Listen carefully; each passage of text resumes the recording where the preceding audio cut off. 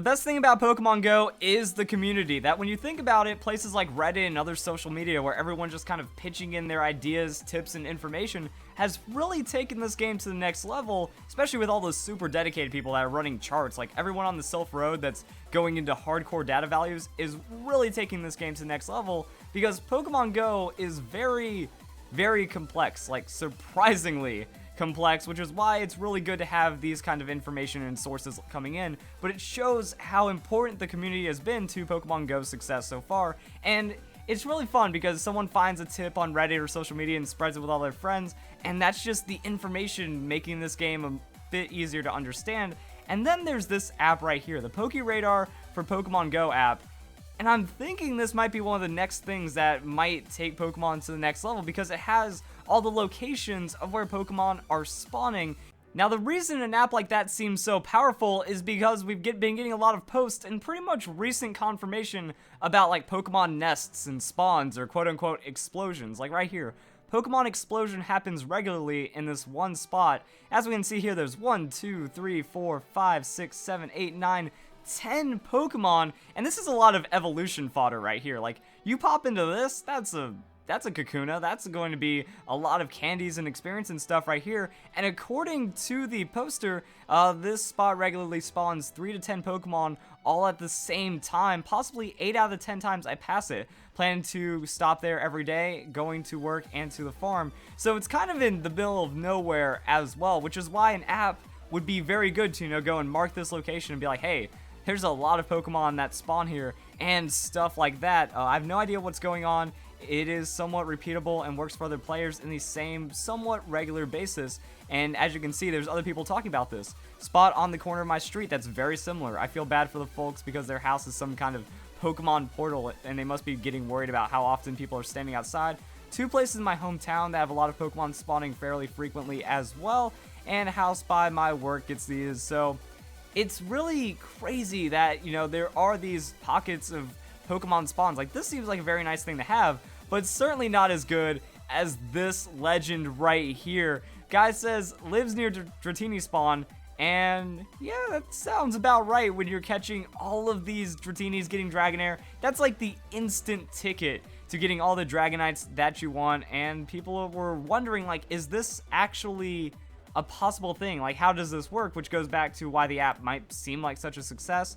Same right here, you know, they call me the mother of Dragonites, says guy who has caught 3 Dragonites, and that's because, you know, when you live on the Dratini farm, it's not too difficult. It requires a lot of grinding and stuff, but it's kind of confirming, you know, right here. So rare Pokemon nests really do exist, and that's kind of this idea confirming that there's tons of Pokemon that can be found in the same area, even rare Pokemon, and this has gotten 163,000 views. So going back to this whole app idea, you pretty much say, found a Pokemon here, and then it's up to the community to stop it from getting worse. Like, they can upvote, like, yes, this is true, or something like that, and that's why I have their website open as well. So, bit more information and clarification as to what this does. Using Poke Radar for Pokemon Go is simple. You can automatically see all known Pokemon locations around you by scrolling around the map, or you can use the search button for specific Pokemon that you want to find. We need your help because Poke Radar for Pokemon Go is new and powered by Pokemon Go community. It's possible that your area might not have Pokemon listed yet, so that's a big thing. Like, even if you think you don't live in a populated area with a lot of players, you should still get the app and just kind of jot down some information. Maybe someone else will also have the app and teach you things about your area that you don't know with specific spawns and stuff. And I think what makes this so good is that right here, people troll, we get it. So very self-aware Pokemon Go fan developers right here. A tool like this is going to have a few uncaring people that submit fake locations to waste other times. You can help prevent this because it has an intelligent rating system, so pretty much you can like upvote if something's real or downvote it if it's not, and then downvotes will get tossed out, so something cool like that. Lastly, have fun. This tool was built by Pokemon Go enthusiasts for Pokemon Go enthusiasts. We're all in this together and we want to give the most accurate locations possible, and they keep updating. So it's going to be getting updates, and it's going to be pretty regular, but that goes down to the whole community thing, that with apps like this and information kind of getting spread around, This is like the word of mouth app that instead of saying, hey, I caught some rare Pokemon over there, now you can actually find that by wandering around. You don't have to worry about talking with too many people, and I see it just being a big help overall. So I actually wanted to see what this does. Okay, good. Like I was whoa.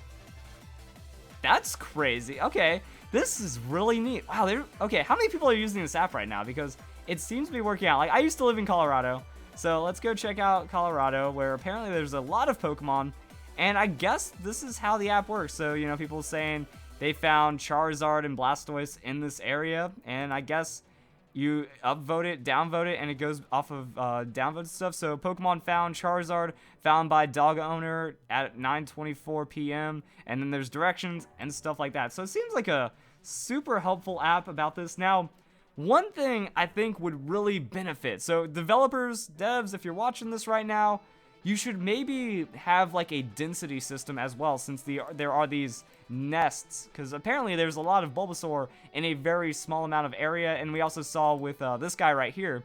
So maybe there's also like a density checker, so people know, hey, if you go by this area, there might be more than one Pokemon. It'll be a cluster, which will be very good for training and more information spreading as well.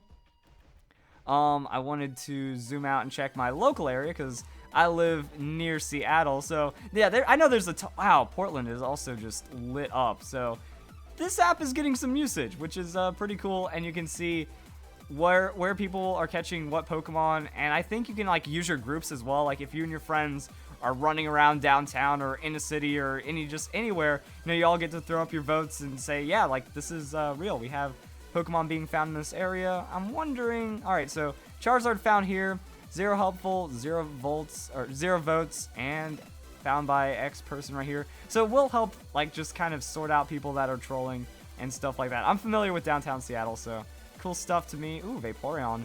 Vaporeon. So yeah, it looks like this app does need to get a little more usage, but also when you think about it, it's like how many people are going to have this app playing Pokemon Go in downtown Seattle. But I mean, that looks a little more reputable right here. So time found 327, 2 upvotes, and Lapras. So Lapras is by my old area. You know, I used to live on Capitol Hill, so man, I could get some Lapras, get some Pikachu. 2 votes, 66% helpful. So someone said yes, someone said no, and then the other person that submitted said yes.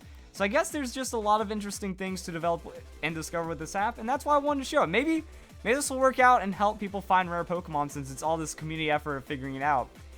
And I think that's it. And I also wanted to go through, because there's some really cool things that have been happening, like just going on this Reddit and surfing Reddit is really fun to discover things about the game. Near Central Park, 300 people rushed to catch a Gyarados. No way! Oh, no way, because plot twist, there's no Pokeballs, so you cannot catch this Jolteon, and that doesn't fit on screen. I also had another story right here. Arrived at my hotel after a long flight. So pretty much what happened was, they said, I want to find cool Pokemon on Pokemon Go when I arrive, and like, this is how social and standard, like, what is the name of this hotel? They need to be promoted for their amazing service right here, because, yeah, Pokemon Go, so they just print out some paper, and, yeah, Charizard near the fire detector, we have Squirtle in the shower, we have Pikachu by the charging outlet, and then we have Cubone in a place where you, like, turn on the night light. It's absolutely wonderful what we're going through on this community. Also right here, I am not a smart man. So this post legitimately worried me, because I made my evolution trick video about naming it Pyro, Rainer, or Sparky, and there's all kinds of comments. People saying, yeah, this works 100% of the time. Other people saying it's a scam, and I don't want to put out misinformation on my videos. So when I first saw this, I was like, wait, is it like an inside joke on the Reddit that it's an actual scam and that no one really falls for it? But no, it's called Pryo. Oh. So this guy wanted a Flareon, had a very high CP EV as well, went for the evolution, and then screwed it up and got a Vaporeon, because without the name, it's pretty much random. So it went from Pyro to Pryo, and I was worried. I was like, oh no, it's not going to work, but really. And then it's okay. You got the best one anyways. Oh, yeah, that's right. Vaporeon is the strongest. Plus, look at the CP. Must have been a strong EV. People have talked about this as well. Like, I was just reading the comments. People are saying, yeah, I did the same thing. If you misspell it, it's not going to work. So a little bit of information right there. And I think that's it. So Pokemon Go getting crazier every day with new apps and things. Oh, also this is something. If you guys haven't seen this, like, amazing art. So a suggestion for new trainer tips: don't be Snorlax, don't block the roads for others, please leave your favorite Pokemon stops clean. This cannot be stressed enough. I think that this is absolutely like the most beautiful picture ever, because you're chilling there with your muck and you're dirtying up the place. And also, wheezing, try not to smoke in crowd, nobody likes to breathe in coughing fumes. Excellent.